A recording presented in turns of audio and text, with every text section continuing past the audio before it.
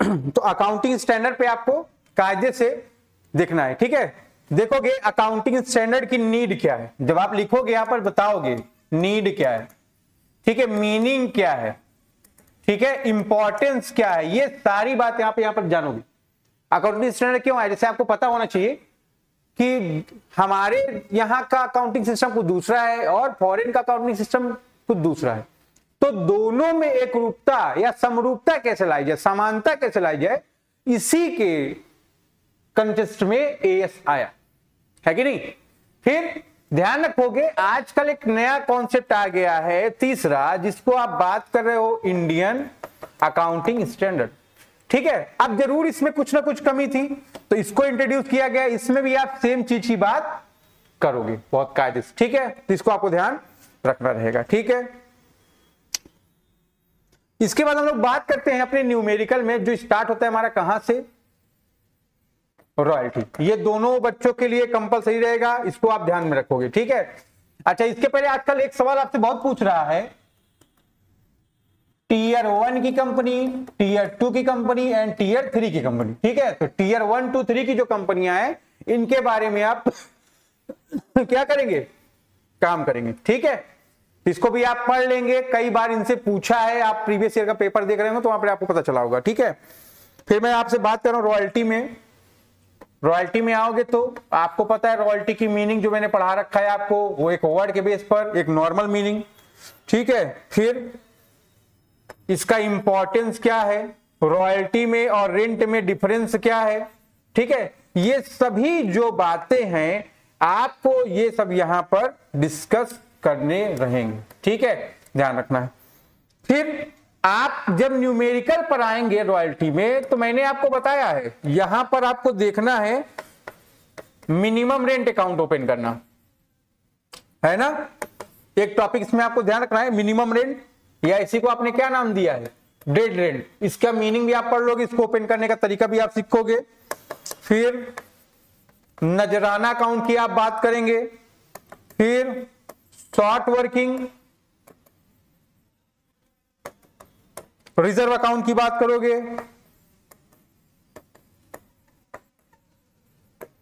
रिक्यूपमेंट of short working के account की आप बात करोगे, ठीक है। फिर ध्यान रखेंगे आप strike,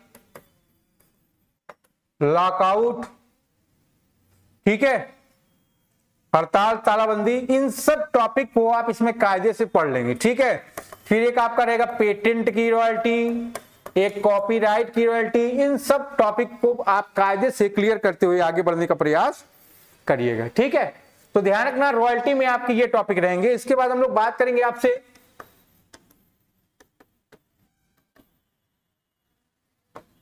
hire purchase. Hire purchase आपका एक टफ और इंपॉर्टेंट टॉपिक है, यहां पर भी आप बात करोगे, जहां पर भी आप बात करेंगे मीनिंग है ना, इंपॉर्टेंस, फीचर्स, ये सारी बात करने वाले हैं, ठीक है।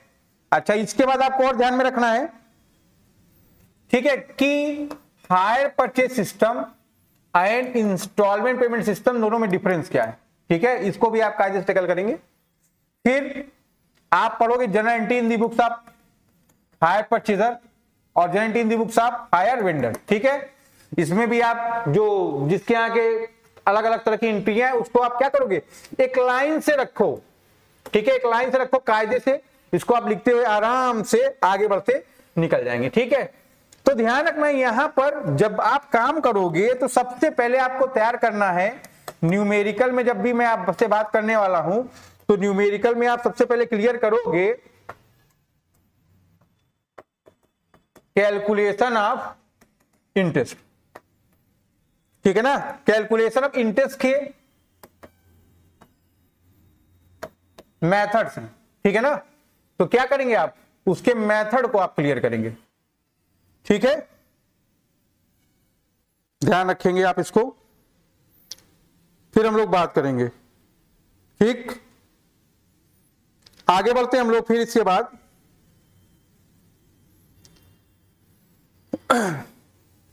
इसमें कई मेथड हैं आपके, सिंपल मेथड है, ठीक है, नॉर्मल मेथड है, एन्युटी मेथड है, ये सारी बात आप करोगे। हेलो कहाँ हो?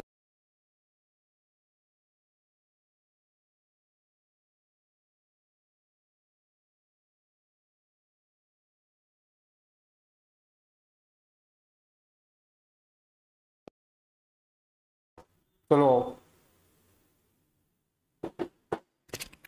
ठीक है। इसके बाद हम लोग बात करेंगे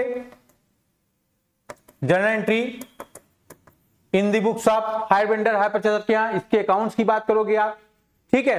तो ये सारी बात आप लगातार यहां पर करोगे, लेकिन जब आप देखोगे मेन टॉपिक पर आएंगे तो ध्यान रखेंगे यहां पर एक रिपोजिशन का जो टॉपिक है शॉर्ट, ठीक है। आप रिपोजिशन में पार्शियल रिपोजिशन है और फुल्ली रिपोजिशन, इन दोनों पर आपको कायदे ध्यान रखना है, ठीक है।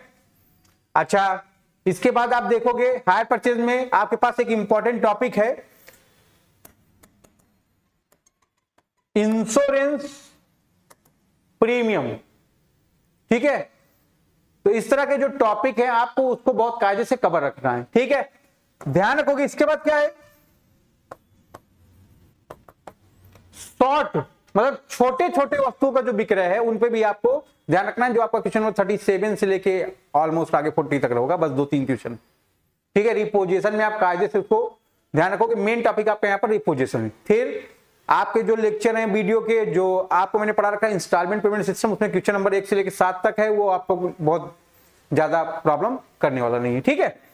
फिर ध्यान रखोगे। इसके बाद फिर हम लोग आएंगे ब्रांच पे, ब्रांच का मीनिंग, ठीक है, इंपॉर्टेंस, लिमिटेशन, ठीक है, टाइप्स ऑफ ब्रांच, ये सारा, चाहे आपका होलसेल हो, है ना, या रिटेल हो, ठीक है, और भी जो भी चीजें हो उन सबको आपको कायदे से पढ़ना है, ठीक है।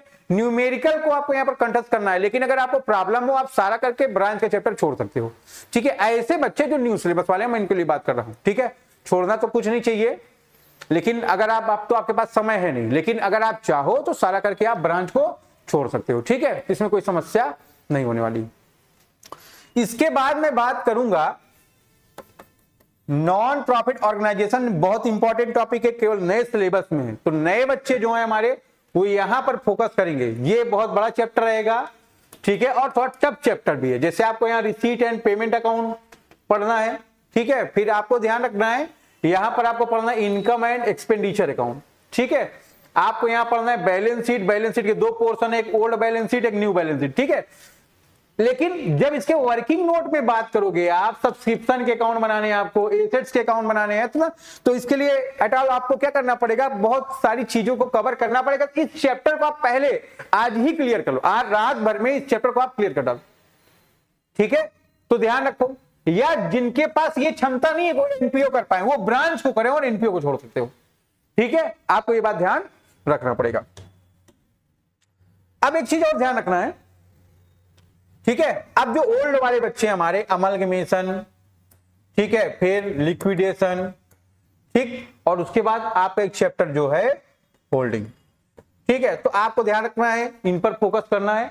अगर आप देखो तो लिक्विडेशन जो है आपका, इस पर आप ज्यादा फोकस कर लो, है ना। लिक्विडेशन में आप यहां से थ्योरी भी तैयार कर लीजिए, आपके यहां से मीनिंग क्या है, इंपॉर्टेंस क्या है, लिमिटेशन क्या है, टाइप्स ऑफ लिक्विडेशन आपको यहां पर लर्न कर लेना है। फिर आपको यहाँ पर केवल फाइनेंशियल स्टेटमेंट पे ही काम करना है, आप आराम से कर सकते हो। आप अगर 3 घंटे बैठ जाओगे तो ये चैप्टर आपका क्लियर हो जाएगा। ओल्ड वाले बच्चे ध्यान रखेंगे। और होल्डिंग भी आप आसानी से कर सकते हैं, इसमें आपको कोई प्रॉब्लम नहीं होने वाली। आपको meaning, types of holding, features, ठीक है, जो नया इसका कोड है 2016 के अकॉर्डिंग, उसके ये सारी बात आपको कवर कर लेना। फिर ध्यान रखना, अमलगमेशन बड़ा टॉपिक है। अगर आपने सब कवर कर लिया है तो आप चाहो अमलगमेशन को छोड़ सकते हो, लेकिन अगर आप ध्यान से जो लेक्चर आपको मैंने अपलोड करके दिया जो आपके ऐप में है, आप आराम से अगर एक साथ बैठोगे तो आप उन नोट्स के माध्यम से इसको आसानी से कवर कर सकते हैं, ठीक है। इसके अलावा देखोगे जब आप बात करोगे थ्योरी की, तो गवर्नमेंट अकाउंट की जब आप बात करोगे, ये आपके लिए एक बहुत इंपॉर्टेंट चैप्टर है और यहां से आना है, ठीक है ना। तो ये आपके लिए थ्योरी है। इसके अलावा आपके लिए एक लीज अकाउंटिंग का चैप्टर है, ठीक है ना, यहां पर भी आपको ध्यान रखना है, ठीक है। तो ये ध्यान रखो। अब आपका ज्यादा समय नहीं, अब आपको ज्यादा हम गाइड नहीं करेंगे, अब आपका क्या यही रात अंतिम, यही रात बाहरी। ठीक है, अब आपको जो काम करना है आपकी तैयारी, ठीक, तो इसको पे आपको काम करना है। ठीक है, तो हम लोग के साथ जुड़े रहें, आपको लगातार हम इंफॉर्मेशन प्रोवाइड करा रहे हैं, तो इसको ध्यान में रखना है। ठीक है, चलिए फिर आप सभी को टाटा बाय। हेलो बच्चों, मैं शिवम तिवारी आज आपके साथ बीकॉम फर्स्ट ईयर में पेपर एनालिसिस करने चल रहा हूँ। ठीक है, जैसे मैंने आपको बता रखा था, एक पेपर दिया है उसमें गेस बताया है, ठीक है ना, बताया कि आपको पढ़ना क्या क्या है। ठीक है, तो जैसे मैं आपसे बात कर रहा था, पेपर के दो पोर्शन है। ठीक है, एक पोर्शन है ओल्ड वालों के लिए, एक पोर्शन है न्यू वाले बच्चों के लिए। ठीक है, तो मैंने बता रखा था जो चैप्टर कॉमन है ओल्ड और न्यू के लिए, ध्यान रखोगे उसको। जैसे कि क्या है, पहला है अकाउंटिंग प्रिंसिपल। ठीक है, अकाउंटिंग प्रिंसिपल क्या होता है, डिफरेंट टाइप के प्रिंसिपल, कंसेप्ट और कन्वेंशन। ठीक है ना, इन बातों को आपको ध्यान रखना रहेगा। बात समझ में आ रहा है कि नहीं आ रहा है? ठीक है, क्या है प्रिंसिपल, कॉन्सेप्ट, कन्वेंशन, ये दोनों के लिए, चाहे ओल्ड हो चाहे न्यू हो, दोनों पेपर जो दोनों तरह के बच्चों के लिए ये कंपलसरी रहेगा। ठीक है, इसको आपको ध्यान रखना है। फिर क्वेश्चन नंबर 2 में अब जैसे देखो, यहां पर प्रिंसिपल क्या होता है ना, थंब आप रूल की बात कर रहे हो आप, कॉन्सेप्ट क्या होता है, ठीक है, कन्वेंशन क्या होता है। तो जब आप बात करोगे अकाउंटिंग में बहुत सारे है ना, जैसे जीसीए है, G for going concern, C for consistency, A for accrual. ठीक है, तो ये सब कॉन्सेप्ट है आपका, बेसिक अकाउंटिंग एजम्पशन जिसको आप बोलते हो। ठीक है, फिर गोइंग कंसर्न, ठीक है, इसके अलावा बहुत सारे डुअल एस्पेक्ट, ठीक है, हिस्टोरिकल कॉस्ट, ये सब आपको बहुत कायदे से पढ़ लेना है। हो सकता है आपका पार्ट नंबर 1 में या पार्ट नंबर 2 में कोई एक थ्योरी यहां से बन जाएगा। ठीक है, फिर ध्यान रखना है आपको एएस, अकाउंटिंग स्टैंडर्ड पर आपको वर्क करना है। ठीक है, अकाउंटिंग स्टैंडर्ड क्या होता है, ठीक है, क्यों आया ये, तो ये सारी जो बात है वो आपको यहां पर कंप्लीट करनी